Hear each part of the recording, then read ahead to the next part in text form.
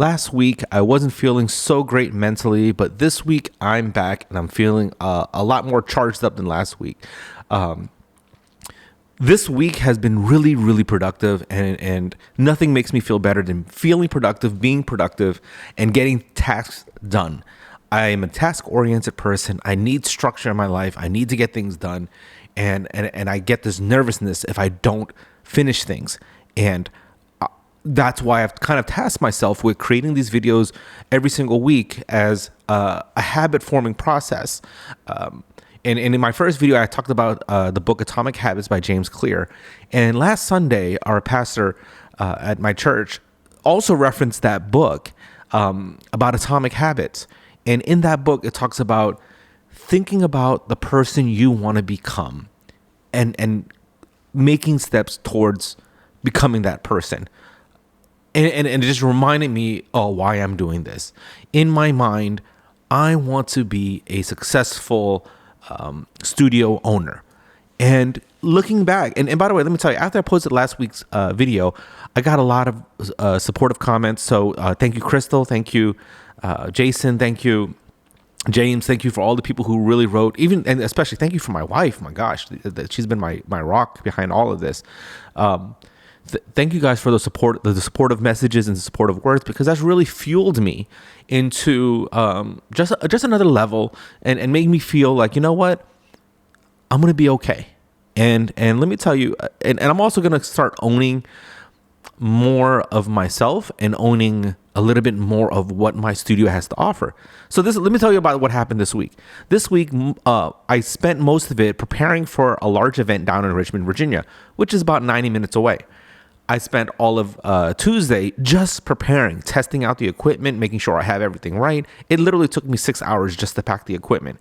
Was that Tuesday or Wednesday? It doesn't matter. It was I think it was Wednesday. Wednesday, I packed all this stuff. It took me a long time to pack that because I had to bring it home. And Huang, he met me at my house. And then we had like 5 o'clock in the morning. We drove an hour and a half down to Richmond. We took another hour to set up. We spent another 2 hours rehearsing. And the event itself was literally 90 minutes. The event itself was 90 minutes. And in essence, it looks simple. It seems like it was a very simple thing that I was hired to do, which was essentially push the button. I pushed a series of buttons to switch between different camera views. That's all I really did.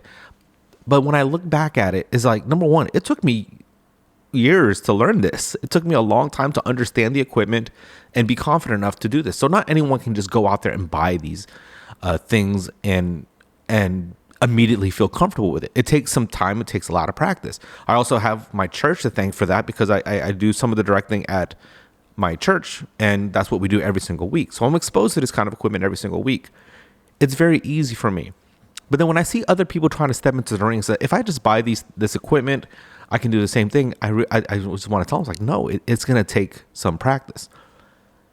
I was reminded about that on Friday because I was teaching James a private lesson, and I was going about all these things. He sent me a message and he said that, he enjoyed the class and he complimented me as a teacher. And I'll be honest, it just makes me feel good. It makes me feel good that the stuff that I'm teaching is having an effect on people. And then I told my wife, I was like, you know what? I have to kind of lean into this. It's my 4-year anniversary coming up next month. And even with all the stuff that I'm planning to, doing, I'm able to also post about my 4-year anniversary party, which is February 17th. So mark your calendars. Go to VeracStudio.com and find out some more information about that. But of the fact that I've been able to maintain a career as a photographer, that's not really easy to do. That should tell me something. This is my sole source of income.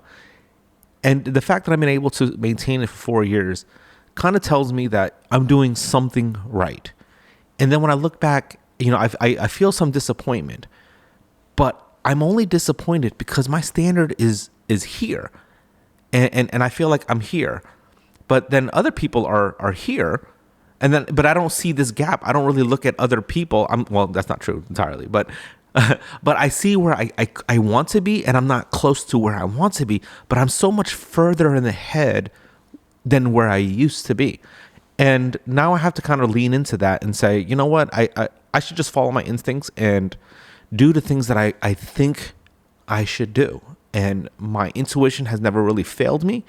And that's why I want to lean into this podcasting thing. You know, this is a service that I have for other people, and this is a vlogcast, right? This is basically me it's almost like a video diary, to be honest, and I appreciate you coming along for that journey. But I am also going to start my own podcast series, because why not? And I think that's the thing that I keep telling people. I'm actually really good at encouraging other people to do these things. I'm really good at helping guide people and direct them, but I don't necessarily do that for myself. I usually do that as, you know, I'm more of a behind the scenes type person, and it's easier for me to be behind the camera rather than in front of the camera. Like, even this interaction is a little awkward for me, but I'm getting better at it. I'm getting better used to it. And after this video, I think I'm going to start making my podcast series and just see what happens from there, because it's the same thing I tell people all the time. Like, you just got to just do it and see what happens, and then adjust and move forward. The other thing that's kind of been whispering to me is because, like, these groups that I'm in these Facebook groups. Yes, I'm still on Facebook. I'm in these Facebook groups with a lot of beginner photographers, and there is this obsession about how to become a professional photographer. And I think I've kind of identified some of the root causes, and it has a lot to do with the obsession of these labels that we put on ourselves, and this affirmation that we need as humans. And I think that's what I'm going to talk about, because I think photography is one of those titles that you can just buy into. If you want to become a doctor, if you want to become a lawyer, you actually have to put some effort and some work to pass that standard. And there's a benchmark that there's an objective benchmark that you have to reach. You have to have a master's degree, you have to have a doctorate before you can even have these titles. But with the photographer title, all you have to do is just buy a camera and call yourself a photographer. And that's the thing I want to talk to my audience about. And I think there's something we're going to be going into. So anyway, I'm going to make a full series about that, because I don't want to say anything that's going to offend anybody or take them off the message. But I'm going to make a full podcast series about what it takes to be a professional photographer. And if you haven't already, make sure you subscribe, like, share, all that stuff that the YouTube algorithm likes, because I'm going to be leaning into that pretty soon. And I have stuff to say about the dance community, but that'll be for a different show, because that's not my current audience here at VRX Studio. But again, thank you guys so much for listening. I appreciate all of you. Thank you. Bye.